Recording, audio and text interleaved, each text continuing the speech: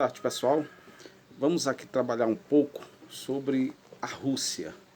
Em momentos passados, nós observamos o superpoder que a Rússia obteve desde o final do século XIX. Né? A transição com a sua revolução, né, no início do século XX, né, de Rússia para a União Soviética, e todos os acontecimentos que levaram a esse país ser considerado uma superpotência, a disputar juntamente com os Estados Unidos a segunda liderança de potência mundial. E muitas coisas aconteceram no transcorrer após a Revolução Russa até os anos, final dos anos 80 e 1991. Muitas coisas aconteceram, e que promoveram também muitas percas, principalmente para a União Soviética, que veio a até então ser denominada como Rússia. Então vamos fazer um breve relato, né, de o que motivou esse território de superpotência a chegar a ser país emergente. Mas mesmo assim, como país emergente, ainda tem exerce uma forte influência sobre alguns países do leste, né? E principalmente, né, em regiões da Europa, certo?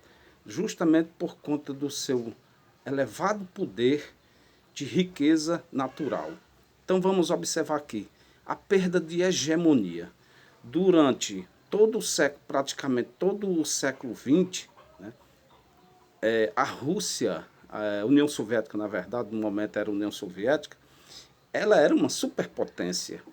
Então, vários acontecimentos levaram à dissolução da União Soviética, ou seja, ao fracasso, certo? A não influência em algumas áreas. Então, quais foi que levou para que esses acontecimentos viessem a promover a Rússia a ser considerada hoje um país emergente, certo? Então essa dissolução ela vai ocorrer principalmente em 1991 e a formação de 15 novos estados, inclusive da Rússia. Então, durante a existência da União Soviética, a Rússia foi a principal república desse gigante estado. Moscou foi o centro político, econômico e de poder do socialismo real sobre as demais repúblicas. E lá eram tomadas decisões referentes às políticas interna e externa. Entre 1989 e 1990, a situação da União Soviética e da Rússia começou a se alterar, ocorrendo basicamente duas perdas. Então, quais foram essas perdas? Primeiro, pessoal, a gente vai observar que, principalmente com algumas alterações ocorridas, né, nesse período de 89 a 91, as mudanças ocorridas pelo Mikhail Gorbachev, promovendo a Glasnost e a Perestroika, que era a abertura política e a abertura da economia, certo? Essas duas medidas promoveram grandes mudanças. E primeira perca. O que foi essa primeira perca? Ora, todo esse território se abriu, né, para o mercado capitalista. E aí, a sua área de influência sobre aquelas regiões tornam-se enfraquecidas. De certa forma, alguns países, né, eles vão exercer uma certa libertação, né, da sua tutela. Ou seja, a área de influência da Rússia, né, é enfraquecida. Essa é uma das principais percas, né, da Rússia. Outra segunda perda, né, justamente, é exatamente criação da SEI vem com um intuito de promover, né, de mostrar para o mundo o poder que ainda existia na Rússia, né? A criação da SEI, onde muitos países ainda têm uma certa dependência econômica, política da Rússia, né? E muitos países aderiram. A maioria dos países ali próximo à Rússia aderiram, ou seja, os países que ainda eram exercidos sob a influência da União Soviética, eles continuaram ainda tendo a Rússia como referência, né, aderindo à SEI. Só que alguns países, né, da região não aderiram. Foi o caso da Estônia, da Lituânia e da Letônia. Esses países, a não adesão desses países ao bloco a SEI, né, representou uma perca, né? Vejam só, com a desagregação da União Soviética em 91, a Rússia, para não perder a hegemonia sobre as ex-repúblicas soviéticas, articulou junto a elas a criação da SEI, como eu já citei agora há pouco. Certo? Mas aqueles países que eu acabei de citar, Estônia, Letônia e Lituânia, eles não aderiram, eles rejeitaram a adesão, certo? E o que representou ainda mais um olhar de desconfiança da Rússia sobre esses países é que eles se aproximaram bastante da União Europeia, né? Um bloco altamente capitalista, né? Como também foram admitidas pela União Europeia e pela OTAN. Então, aí, a partir daí, os acirramentos dos conflitos territoriais e de nacionalidades nos países da SEI e a violenta repressão militar exercida pela Rússia tornaram-se ameaças para a integridade da SEI. Ou seja, a partir desse momento, né, vai haver profundos conflitos em alguns territórios ali na região próxima à Rússia, né? Por exemplo, a Geórgia abandona a SEI, né? E em 2008, com o resultado da invasão do seu território por tropas russas, né, com o objetivo de dar apoio aos separatistas pró-Rússia desse país, em 2010 assinou um acordo de livre comércio com a União Europeia.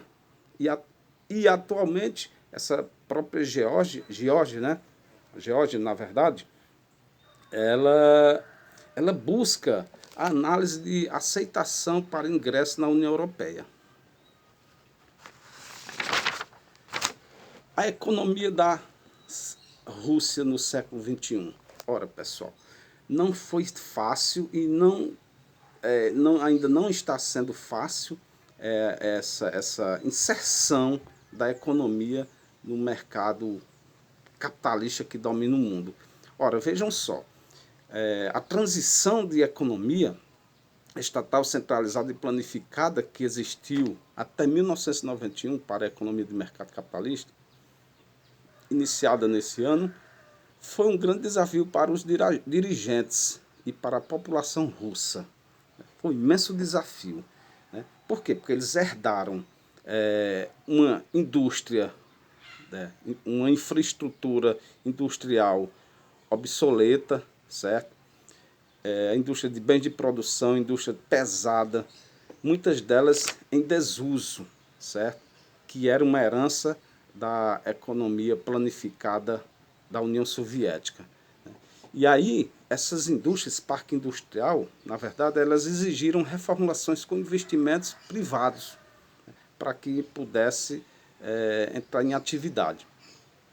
E, além disso, o poder central, sediado em Moscou, das demais repúblicas soviéticas, abalou a sua economia e o prestígio que possuía como uma superpotência e cuja recuperação continua até os dias atuais. A Rússia, pessoal, assim, passou assim, de condição de superpotência para a de um país emergente, né? Então, todas essas questões, essas transições que ocorreram principalmente de 89 a 1990, né? Profundas mudanças, a economia estatal praticamente planificada, na verdade, a economia estatal dominando toda a União Soviética, certo? Então, para ela ingressar no mercado, na economia de mercado, existiu grandes desafios em todo o território russo, em todas as regiões de influência, né? O que veio a provocar profundos conflitos, como eu já citei agora, como foi o caso da Geórgia, o caso da Estônia, Lituânia e Letônia, e como também ainda acontece nos dias atuais alguns problemas, alguns conflitos, justamente por conta do controle dos recursos naturais que o território russo apresenta, né? Então, assim, a Rússia, pessoal, ela é altamente rica em recursos minerais, como o ouro, o diamante, o níquel, né? Como é o primeiro produtor do mundo de níquel, a platina, o cobre, o minério de ferro, manganês, mas, sobretudo, tem uma potencialidade nos recursos de hidrocarboneto, né? Hidrocarboneto, que é um composto orgânico, né? Que dele é formado petróleo e gás natural. Então, assim, a Rússia, ela faz uma política, né? Ela faz uma política baseada nesses recursos, né? Principalmente porque ela é a principal exportadora desses recursos para boa parte dos países capitalistas da Europa, certo? Como também de alguns países, né, ali do próximo a ela, como o caso da, como o caso da Estônia, por exemplo, aqueles próprios países que rejeitaram, né, a sua inserção na CEI, né, da Estônia, Lituânia e Letônia, esses países, eles sofrem basicamente as questões políticas por conta dessas negociações, por conta da exportação dos recursos naturais, como o gás, certo?